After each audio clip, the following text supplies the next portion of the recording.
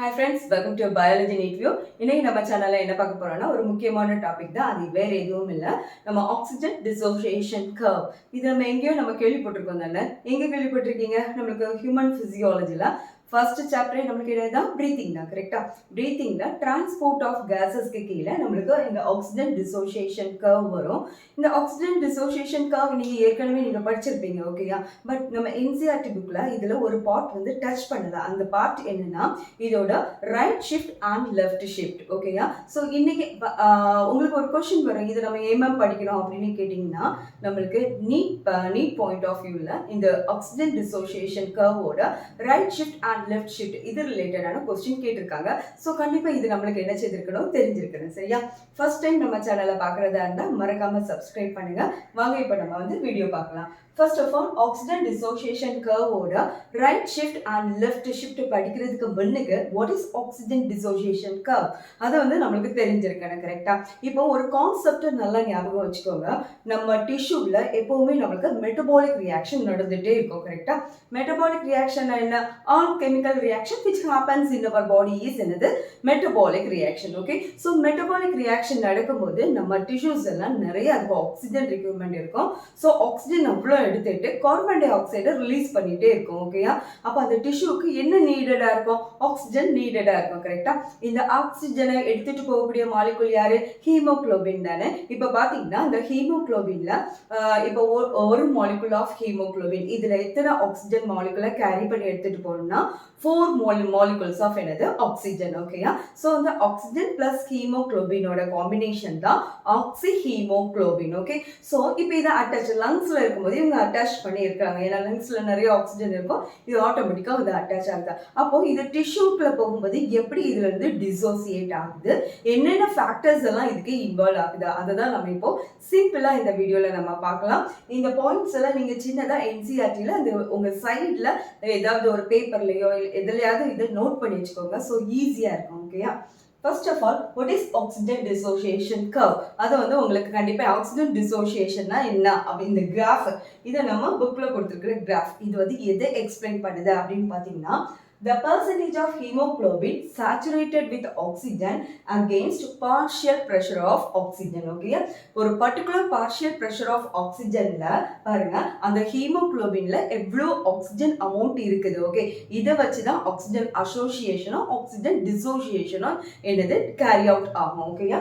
இப்போ பார்த்தீங்கன்னா நம்மளுக்கு அந்த கிராஃப் இது வந்து நம்ம புக்கில் உள்ள கிராஃபோட எக்ஸ்பிளனேஷன். இப்போ பார்த்தீங்கன்னா இதில் எக்ஸ் ஆக்சிஸ்ல என்ன கொடுத்துருக்காங்க?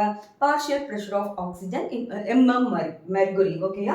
at the same time y axis ல என்ன கொடுத்திருக்காங்கன்னா percentage of saturation of hemoglobin with oxygen. so இந்த partial pressureல எவ்வளவு percentage of oxygenல hemoglobin carry பண்ணுது. so அதுதான் நம்மளுக்கு என்னது இதுல எக்ஸ்பிளைன் பண்றாங்க. ஓகே?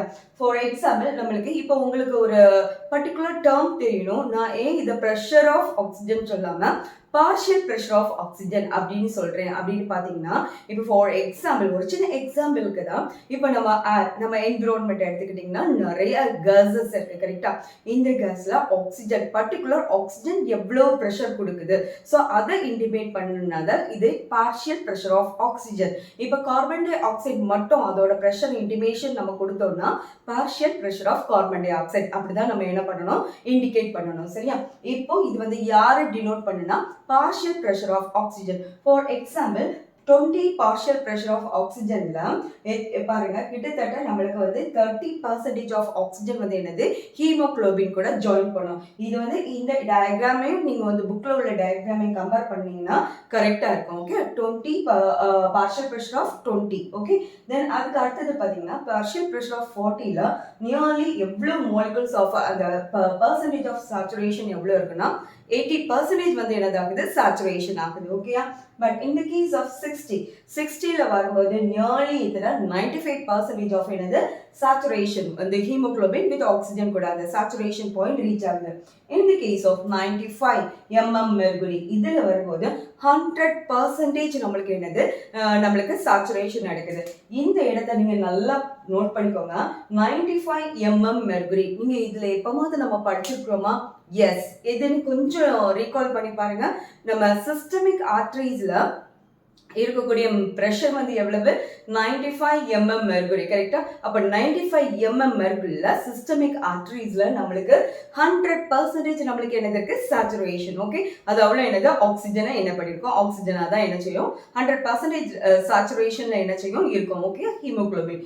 இப்போ இந்த கிராஃபோட எக்ஸ்பிளனேஷன் உங்களுக்கு என்னது ஒரு கிளாரிட்டியா தெரிஞ்சாச்சு.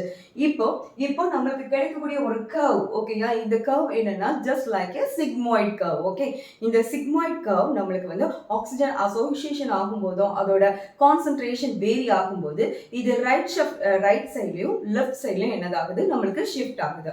ஃபார் எக்ஸாம்பிள் இப்ப பாருங்க, இது right shift. Okay, right shift நடக்குது அப்படின்னு பாத்தீங்கன்னா இது எங்க நடக்குது அப்படின்னு பாத்தீங்கன்னா டிஷ்யூ. ஞாபகம் வச்சுக்கோங்க, இந்த பிளேஸ்ல வந்தனா ஓகே நம்மளுக்கு சிக்மாய்ட் கர்வோட இந்த சைடுல வந்தனா ரைட், அதே மாதிரி சிக்மாய்ட் கர்வோட மேல இருந்தனா அது லெஃப்ட் ஷிஃப்ட். இப்ப right shift and left shift. ஓகேயா, இதுக்கு ரீசன் அந்த ஃபேக்டர்ஸ் என்னதெல்லாம் அப்படின்னு பாத்தீங்கன்னா இப்போ இந்த சிக்மாய்ட் கர்வ் ரைட் ஷிஃப்ட்ல வரணும்னா பாருங்க, அது அங்க higher concentration of carbon dioxide இது எங்க இருக்கும், டிஷ்யூல தானே இருக்கும். ஏன்னா டிஷ்யூல என்ன ரியாக்ஷன் நடந்திருக்கு நம்மளுக்கு மெட்டபாலிக் ரியாக்ஷன் நடந்ததுன்னா ஆக்சிஜன் அவ்வளோத்தையும் யூட்டிலைஸ் பண்ணிட்டு இங்க யார் ரிலீஸ் பண்ணி வச்சிருப்பாங்க, கார்பன் டை ஆக்சைடை ரிலீஸ் பண்ணி வச்சிருப்பாங்க. கரெக்டா.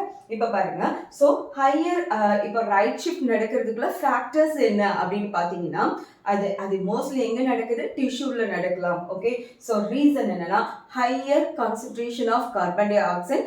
Concentration carbon dioxide level கூடிச்சுன்னா H+ ஓட லெவலும் இன்க்ரீஸ் ஆகும். ஓகேயா, H+ லெவல் இன்க்ரீஸ் ஆச்சுன்னா pH லெவல் என்னதாகுது நம்மளுக்கு லோயர் டிக்ரீஸ் ஆகுது. ஓகே, இந்த ரெண்டும் இன்டர் கனெக்டட். ஓகே, அப்போ higher carbon dioxide level வரும்போது ஆட்டோமேட்டிக்கா H+ லெவல் கூடும். H+ லெவல் இன்க்ரீஸ் ஆகும்போது pH லெவல் நம்மளுக்கு என்னதாகும் டிக்ரீஸ் ஆகும், அசிடிக் கண்டிஷன் இன்க்ரீஸ் ஆகும். சரியா. அட் த சேம் டைம் இந்த டைம்ல மெட்டபாலிக் ரியாக்ஷன் தான் நடக்கும். அப்ப அங்க ஹை டெம்பரேச்சர் இருக்கும். அட் த சேம் டைம் இந்த மூணு ஃபேக்டர்ஸும் எதுக்கு ரீசன்னா that reduced hemoglobin and oxygen affinity. so இந்த டைம்ல ஹீமோகுளோபின் and oxygen affinity என்னதாகுது ரெடியூஸ் ஆகுது. so டிஷ்யூல ஈஸியா நமக்கு என்னதோ ஆக்சிஜன் ரிலீஸ் ஆயிடும். at the same time அங்க இருக்கக்கூடிய கார்பன் டை ஆக்சைடு உள்ள என்னதாயிடும் ஹீமோகுளோபின் கூட ஜாயின் பண்ணிடும். ஓகேயா, so இது ஓரளவு உங்களுக்கு ஐடியா இருக்கும். கரெக்டா. இப்போ நம்மளுக்கு left shift. Okay, so right shift நம்மளுக்கு டிஷ்யூல நடக்குதுன்னா அப்போ லெஃப்ட் ஷிஃப்ட் ஆட்டோமேட்டிக்கா எங்க நடக்கும், அது கண்டிப்பா என்னது லங்ஸ்ல நடக்கும். so L for lungs அப்படின்னு ஞாபகம் வச்சுக்கோங்க. சரியா. இப்போ பாத்தீங்கன்னா லெஃப்ட் ஷிஃப்ட் ஃபேக்டர்ஸ் இங்க higher concentration of carbon dioxide. அப்ப இதுக்கு ஜஸ்ட் ஆப்போசிட் இங்க என்னது இருக்கும் லங்ஸ்ல லோயர் கான்சென்ட்ரேஷன் ஆஃப் என்னது carbon dioxide when compared to டிஷ்யூவை கம்பேர் பண்ணும்போது லோயரா இருக்கும். லோயரா இருந்தா H+ லெவல் என்னதா இருக்கும் கம்மியா இருக்கும். சோ இதுக்கு இது கான்ட்ராஸ்ட் தானே. சோ pH லெவல் என்னதாகுது நம்மளுக்கு இன்க்ரீஸ் ஹையர் ஆகும். ஓகேயா. அட் த சேம் டைம் நம்மளுக்கு லங்ஸ்ல நம்மளுக்கு லோயர் டெம்பரேச்சர், டிஷ்யூல ஹையர் டெம்பரேச்சர், லங்ஸ்ல நம்மளுக்கு என்னது லோயர் டெம்பரேச்சர்.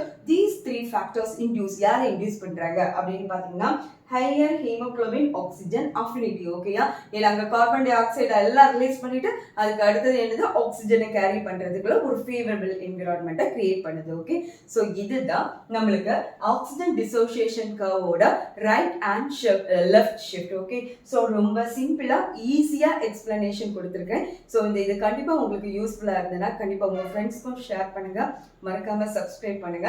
நாளைக்கு இன்னொரு வீடியோல மீட் பண்ணலாம். until then bye from Dr. D. Usha Arasu. Thank you.